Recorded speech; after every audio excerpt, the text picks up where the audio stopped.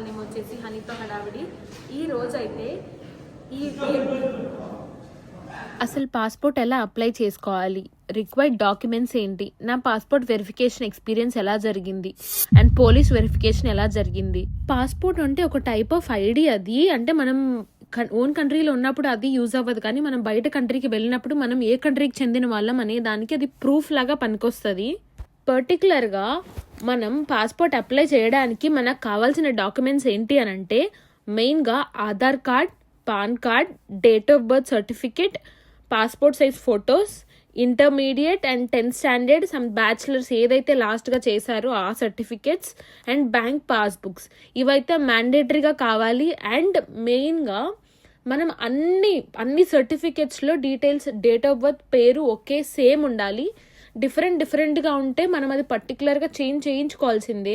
నేను చెప్పిన డాక్యుమెంట్స్ అన్నీ కూడా మ్యాండేటరీగా తీసుకొని వెళ్ళి మీ సేవా సెంటర్కి వెళ్ళాలి. ప్రతి దగ్గర ఉంటున్నాయి. సో ఇప్పుడైతే ఆన్లైన్లో కూడా అప్లై చేసుకుంటున్నారు ఈజీగానే. అండ్ ఇంకొకటి ఏంటంటే నేను బీటెక్ చదివేటప్పుడు సో కాలేజ్ వాళ్ళు కూడా ఫైనల్ ఇయర్లో పాస్పోర్ట్ అప్లై చేస్తారనమాట. అంటే ఎవరిష్టం వాళ్ళది, ఎవరికి ఇష్టమైతే తీసుకోవచ్చు, లేదు అక్కడ హాఫ్ ఆఫ్ ద ప్రైస్కి వస్తుంది. బట్ ఆ టైంలో నాకు ఏ ప్లానింగ్ లేకుండే, సో నేను అసలు తీసుకోలేదు. సో ఆ తర్వాత అప్లై చేసుకుంటే నాకు డబుల్ పడింది అనమాట.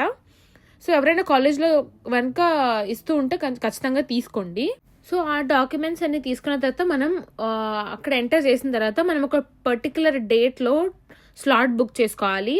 అండ్ స్లాట్ బుక్ చేసుకునేవి కూడా 2 ఉంటుంది. ఒకటి నార్మల్ ఉంటుంది, ఒకటి టక్కల్ ఉంటుంది. నార్మల్ అయితే కొంచెం టైం పడుతుంది, టక్కల్ అయితే చాలా ఫాస్ట్గా వస్తుంది అనమాట. దానికి ప్రైస్ కూడా ఇంక్రీజ్ అవుతుంది. అండ్ సో నేనైతే టక్కల్లే తీసుకున్నాను, ఎందుకంటే నాకు మ్యాక్సిమం సెప్టెంబర్ ఇంటేకే వద్దామన్న ప్లానింగ్లో ఉండి నేను టక్కల్లే తీసుకున్నాను అనమాట. నేను ఆ స్లాట్ బుక్ చేసుకున్న రోజు నేను పాస్పోర్ట్ సెంటర్కి వెళ్ళాను అనమాట. ఫస్ట్ ఏ కౌంటర్లో పంపిస్తారు అండ్ మ్యాండేటరీగా ఒరిజినల్స్ తీసుకొని వెళ్ళాలి, జెరాక్స్ కూడా తీసుకొని వెళ్ళాలి.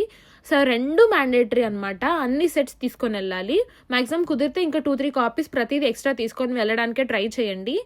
అండ్ ఏ కౌంటర్కి పంపిస్తారు ఫస్ట్ అక్కడ వాచ్మెన్ మన డాక్యుమెంట్స్ అన్ని చెక్ చేసి, సో ఏ కౌంటర్కి వెళ్ళిన తర్వాత వాళ్ళు మన finger prints, signature and documents scan చేసి బి కౌంటర్లో పంపిస్తారనమాట. అక్కడ ఒక స్క్రీన్ ఉంటుంది, ఆ స్క్రీన్లో మనకు ఒక నెంబర్ ఇస్తారు. మన నెంబర్ వచ్చినప్పుడు మళ్ళీ మనం వేరే కౌంటర్కి వెళ్ళాలి. వేరే కౌంటర్కి వెళ్ళినప్పుడు సర్టిఫికేట్స్ అన్ని రీవెరిఫై చేస్తారు. సో ఆ తర్వాత ఒక 3 to 4 working days or 5 working days తర్వాత మనకి మెయిల్ త్రూ కాంటాక్ట్ అవుతారు వాళ్ళు. సో మనకి మెయిల్స్ వస్తుంది అనమాట. ఆ తర్వాత పోలీస్ వెరిఫికేషన్ అనేది ఉంటుంది. మన అవైలబిలిటీని బట్టి పోలీస్ కాల్ చేస్తే చెప్పాలి ఇవాళ అవైలబుల్గా ఉంటామా, రేపు అవైలబుల్గా ఉంటామా అని.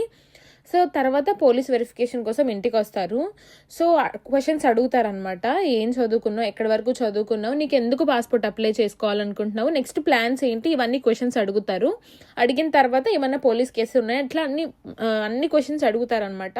జస్ట్ సింపుల్గానే ఉంటుంది, అంత టఫ్గా ఏమి ఉండదు. సో వాళ్ళ ఇంటికి వచ్చి వెరిఫికేషన్ చేస్తారు ఎవరికైనా సరే. వాళ్ళకి డీటెయిల్స్ అన్నీ చెప్పేసిన తర్వాత ఓకే అని చెప్పి వాళ్ళు వెళ్తారు.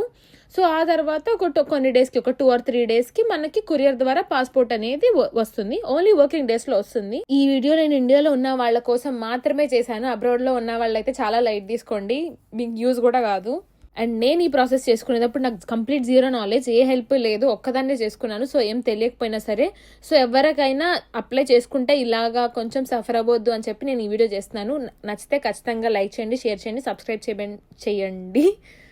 అండ్ నెక్స్ట్ వీడియోలో వచ్చేసి మనం కన్సల్టెన్సీ గురించి మాట్లాడుకుందాం అండ్ యూనివర్సిటీస్ గురించి కూడా మాట్లాడుకుందాం. బాయ్.